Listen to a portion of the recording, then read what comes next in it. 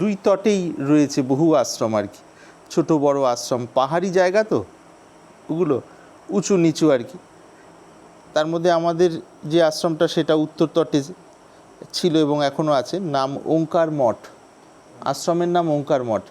ওই পুরো স্থানটার নাম ওঙ্কারেশ্বর, সার্বজনীন যে স্থান, মানুষ বিভিন্ন জায়গা থেকে যান। তার মধ্যে আশ্রম যেটা ছিলাম তার নাম ওঙ্কার মঠ। সেই ওঙ্কার মঠের প্রতিষ্ঠাতা যে মহাপুরুষ তার নাম ওঙ্কারনাথ। সব ব্যাপারগুলো একটার সাথে একটা ঘটনাক্রমে মিলে গেছে।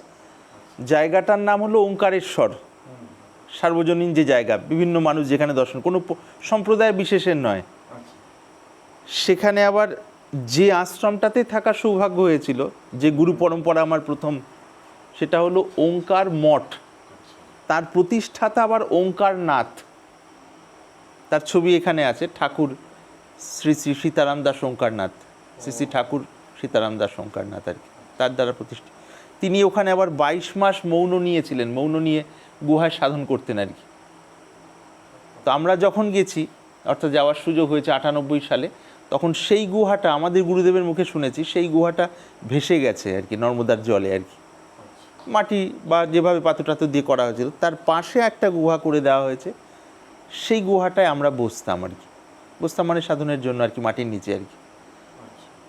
আরও যিনি থাকতেন আমাদের গুরু ভাই, তিনি ওখানে থাকতেন, সময় সময় আমরা বসতাম একটা সময় আর কি। তো গুহার মধ্যে বসলে গরম এবং ঠান্ডা দুটোই কম অনুভব হয় আর কি। গরমের সময় ওর মধ্যে ঢুকে গেলে গরমটা কম অনুভব হয়, আর তীব্র ঠান্ডার সময় ভেতরে ঢুকে গেলে তীব্র ঠান্ডাটা কম অনুভব হয়। আর সুবিধে হয়, বাইরের আওয়াজের বিষয়টা প্রায় থাকেই না। গুহার গভীরতা এবং সমস্ত ব্যবস্থা যেরকম থাকে, সেই হিসাবে একদম থমথমে এরকম আর কি। আর নর্মদা, মা নর্মদা পশ্চিম বাহিনী আর কি। আর উত্তর তটে আমাদের আশ্রম ওঙ্কার মঠ, দক্ষিণ তটে মার্কণ্ডেয় সন্ন্যাস আশ্রম। মার্কণ্ডেয় সন্ন্যাস আশ্রমে সেই সময় একজন স্থিতপ্রজ্ঞ মহাপুরুষ ছিলেন, আমাদের যে সময় যাওয়ার সুযোগ হয়, স্বামী রামানন্দ সরস্বতী আর কি। ওনার কাছ থেকে জ্ঞান পথের সাধনের বিষয়গুলো পাওয়ার সুযোগ হয় আর কি, মানে বিশুদ্ধ বেদান্তের যেগুলো আর কি। দেহত্যাগ হয়ে গেছে তার অনেক পরে। তো সেই জায়গা আর কি ওঙ্কারেশ্বর।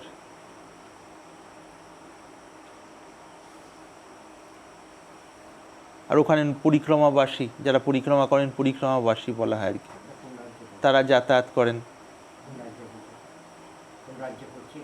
এটা মধ্যপ্রদেশ, মধ্যপ্রদেশ, হ্যাঁ ওখানেই পড়ছে আর কি, এমপি। একে অপরকে পথে দেখলে, এখানে যেমন জয় নিতাই ইত্যাদি সম্বোধন করা হয়, জয় গুরু বা জয় মা তারাপীঠে গেলে এরকম সম্বোধন তো একে অপরকে, ওখানে হলো নর্মদে হর। নর্মদে মানে মা নর্মদা, হর মানে ভগবান শিব, ভগবান শিবের কন্যা নর্মদে হর আর কি।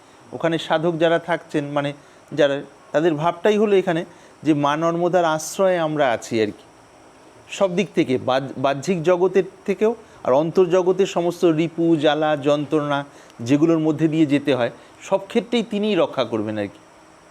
এইরকম বহু ঘটনা আছে ওখানে আর কি।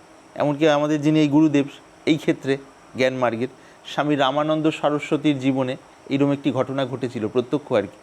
বেদান্ত সাধনায় মূর্তি মানা হয় না, কিন্তু সাকার রূপ মানা হয় না সাধারণত। ভগবান শিবকে ইষ্ট হিসাবে ধরা হয় সেভাবে, কিন্তু বিশুদ্ধ বেদান্তে সেই ব্যাপারটা নেই। আবার কোনো কোনো বেদান্ত সাধনায় যে ভগবান শিবের ভক্তি বা সেভাবে চলা, কিন্তু সেই মানে ভগবান শিবের ভক্তির মোড়কে মধ্যে দিয়ে বিশুদ্ধ বেদান্তের সাধনা আর কি, অর্থাৎ জ্ঞানমার্গের সাধনা আর কি। এখানে জ্ঞানমার্গ মানে কেবল পাণ্ডিত্যের কচকচি নয়, মানে মনের সূক্ষ্মাতি সূক্ষ্ম অবস্থার বিশ্লেষণ করে ধীরে ধীরে গভীরে প্রবিষ্ট হয়ে গিয়ে একসময় বিশ্লেষণকারী কর্তাভাবও লয় হয়ে যায়, তখন সমাধির বিষয়টা ঘটে আর কি। এটা হলো আসল আর কি। বিকৃত তো সবেতেই হয়, বিকৃতির কথা বলছি না এখানে, আসলের কথা বলছি। তো সেই স্বামী রামানন্দজির জীবনে একটা ঘটনা মনে পড়ে আর কি। बांग्ला में बोल रहा हूँ रामकृष्ण भाई।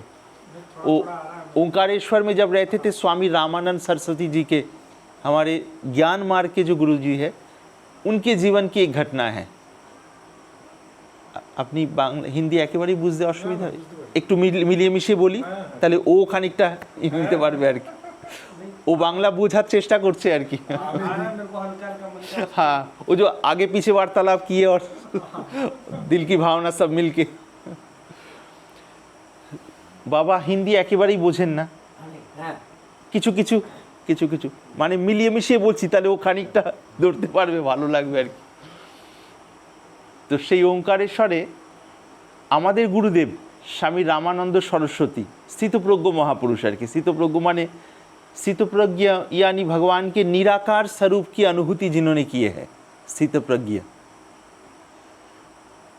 तो वो अपने जीवन में उधर वेदांत की चर्चा होती है, कोई देवी देवता की ना विरोध करना होता है, ना उसके बहुत ज़्यादा मंडन करना होता है, दोनों कुछ भी नहीं होता है। केवल सूक्ष्म जो आत्मज्ञान के विषय में चर्चा और उसके आधार पर आत्मानुसंधान की जो प्रणाली है उसी के अनुसार चल के फिर डुबकी लगाने वाली बात। डुबकी मतलब वही जानते ही आप, समाधि को। तो एक समय की बात है, स्वामी रामानंद जी जब शायद कम उम्र के थे उस समय, 24, 25, 26 के आसपास रहे होंगे, तो उनको जिम्मेदारी देके उनके गुरुजी बाहर गए। कुछ उन दिनों में कुछ मतलब साधु संत रुके हुए थे आश्रम में, तो गुरुजी बाहर गए तो पूरे दिन भर इनको आश्रम के कार्य सेवा में जुटे रहना पड़ता था, पर मतलब लगे रहते थे। जब शाम के समय 7, 7:30 बजे सभी कार्य से निवृत्त होके साधना के लिए बैठते थे स्वामी रामानंद जी, कम उम्र में 24, 25, 26 के आसपास उम्र उस समय। तो जिम्मेदारी किसी के ऊपर हो तो थोड़ी बहुत चिंता आ ही जाती, तो कि आगे जो अनाज है अपने पास, जो जितने सारे हैं वहाँ पर रुके हुए साधु संत सब लोग मिला के शायद 20-25 जने थे उन दिनों में। बोले बड़ी मुश्किल से 7 दिन के अनाज है अपने पास, उसके आगे कैसे चलेगा। गुरुजी तो है नहीं, गुरुजी रहते तो कोई ना कोई भक्त आके फिर उपलब्ध करा देते थे। तो गुरुजी নেই, কি করে হবে, 7 दिन পর আমি কি করে आश्रम চলবে, अनाज नहीं। तो ध्यान के लिए बैठे, थोड़ी बहुत ये भावना दिमाग में आई যে कैसे, बिल्कुल सुनसान जगह है, एकदम शांत जगह, ওখানে বসেছেন। তো थोड़ी सी ये भावना आई, একটু এই ভাবনা এসছে এবং একটা হালকা তন্দ্রা মতো, ये লয় বিক্ষেপ বলা হয় না, লয় ঘুমের মধ্যে হালকা চলে যাওয়ার মতো, কয়েক সেকেন্ডের জন্য আর কি। थोड़ी बहुत लय, जैसे निद्रा में तंद्रा में हो, मन चला गया है। एकाएक झट से लगा मतलब प्रत्यक्ष रूप से आवाज़ें आई कि सूखी पत्तियों के ऊपर कोई चलते रहे तो उसकी पैरों की आवाज़, শুকনো পাতার উপর দিয়ে কেউ গেলে তার পায়ের যেমন শব্দ আর কি। ওই গভীর অন্ধকার জায়গা আর কি, নরেন্দ্রতীরে আর কি, সেই সময়, এগুলো বহু আগের কথা আর কি। বলে आंखें खोल के देखे ऊपर, চোখ খুলে দেখলেন যে একজন মাতা আর কি, দেবী মা আর কি, পরিষ্কার দেখা যায়, আর উনি নিচে বসে আছেন একটা আসনে। तो बोले आंखें एक कस के झापड़ लगाई, हकीकत में स्थूल रूप से उसको महसूस हुआ। वो तो ये सब चिंतन करने वाले है नहीं, बस गुरु के बताए हुए मार्ग पर उसमें गोता लगाने की जो मूल बात थी। तो आके माता झापड़ लगाई, देखे तो माता पूछी, একজন দেবী মা মানে একটা থাপ্পড় মারেন কষে আর কি। মাতা জিজ্ঞেস করলেন যে तू साधु हुआ कितने दिन, তুই সাধু হয়েছিস কতদিন। ये बोल के बोले 12 साल हुआ कि नहीं, 12 বছর হয়ে গেছে কি হয়নি। এটা ওই মা জিজ্ঞেস করছেন আর ইনি উপর দিকে থতমত খেয়ে তাকিয়ে আছেন আর কি। एकाएक कोई उस प्रकार के करे तो आश्चर्यचकित। रात्रि में पुलिस और एक झापड़ कस के बोली, शायद दूसरे गाल में, पर बोली ये 12 साल में एक दिन के लिए भी क्या मैं तेरे को भूखा रखी हूँ, बस ये 2 बात। बोली ये देखते रह गए, बोले 12 বছরে একদিনের জন্য কি তোকে আমি ক্ষুধার্ত রেখেছিলাম। वीरान से वीरान जगह पे चले गए थे, किसी को संकेत से भी नहीं बताए कि हम कहाँ गए, किसी ना किसी के द्वारा भोजन उधर पहुँच गए, भले आगे पीछे पहुँचे पर पहुँच गए। जंगल में भी কোনো না কোনো জায়গায় গিয়ে সেই খাওয়ার জোগাড় হয়ে গেছে আর কি। বলে দ্বিতীয় থাপড়ে যে 12 বছরে তোকে কি একবারের জন্য আমি ক্ষুধার্ত রেখেছিলাম। रामानंद जी बोल रहे थे, ये थोड़ी बहुत बोलते बोलते बोले ये जब मैं सुनते सुनते देखते रह गया, फिर देखा हूँ कि देवी है नहीं सामने से। कुछ ही समय की बात है, पल की। तो तारपर तो ये बोलते बोलते बोल रहे थे, ये बात जब बता रहे थे उस समय उनकी उम्र शायद 70 के आसपास। और ये उनके ज़िंदगी के मान लीजिए 24-25 साल के आसपास की घटना है। तो बोली जिस दिन से ये बात हमने सुनी, मतलब कानों से, लगा कि अरे ये परमात्मा श्वास चला रहे हैं, कब तक चलाएंगे नहीं चलाएंगे वो जानते हैं। बालक जन्म हो तभी माता के शरीर में उनके लिए भोजन का प्रबंध कर देते। तो ये तो हम लोग योजना बांध के बनाते नहीं है, हो जाता है। बोले उसी दिन से दिमाग से ये बात, ऐसे ही बताते थे, उसी दिन से दिमाग से ये बात ही निकल गई कि आगे कैसे होगा, आगे किस प्रकार से चलेगा, ये बात ही निकल गई। यानी समर्पित, समर्पण वाली बात अपने आप आ गई, সমর্পণের ভাব আপনা আপনি চলে আসে আর কি। তো সেই রামানন্দ সরস্বতী, এবং আশ্রমটির নাম হলো মার্কণ্ডেয় সন্ন্যাস আশ্রম। এখন ওনার দেহত্যাগ হয়ে গেছে, খুব সম্ভব 2008-এর आसपास देहोत्याग है काशी ते, शायद 2008 के आसपास में ये रामानंद जी के शरीर शांत हुए काशी में, काशी विश्वनाथ। तो সেই নর্মদার ক্ষেত্র আর কি, ওটাকে তপস্যা ক্ষেত্র ধরা হয়, বলা হয় আর কি। আর তার উপরে বিখ্যাত গ্রন্থ রয়েছে তপভূমি নর্মদা বলে, অনেকেই হয়তো পড়েন বা আলোচনা করেন। तो अनेक साधु संत एके अपर के देखते, बहुत सारे साधु संत एक दूसरे को दूर से देखे।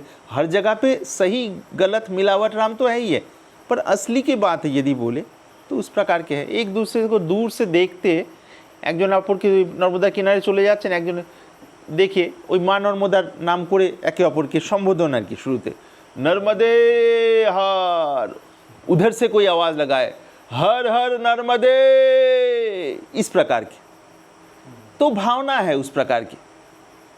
तो हम शुरुआत में वहाँ पर गए थे, 98 की बात है, 98 की बात है, 1998 कथा प्रथम जखन।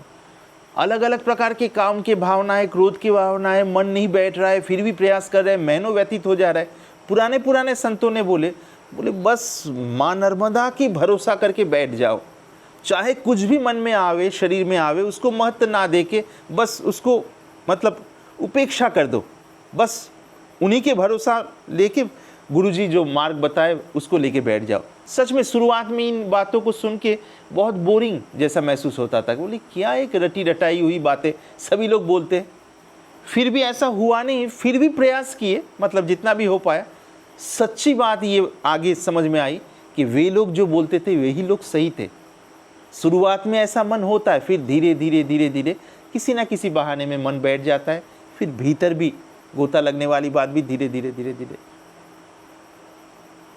तो सार बात ये है, यदि कोई दिल से सच्चाई से लगे आध्यात्मिक मार्ग में, आज नहीं तो कल, कल नहीं तो आगे अवश्य अनुभव होता है। वो बोलते हैं ना भगवान के राज्य में देर है पर अंधेर नहीं, माने देरी आछे भगवानेर पथे किन्तु एकदम होबे ना सेरम नय आर कि, अंधकार नय आर कि।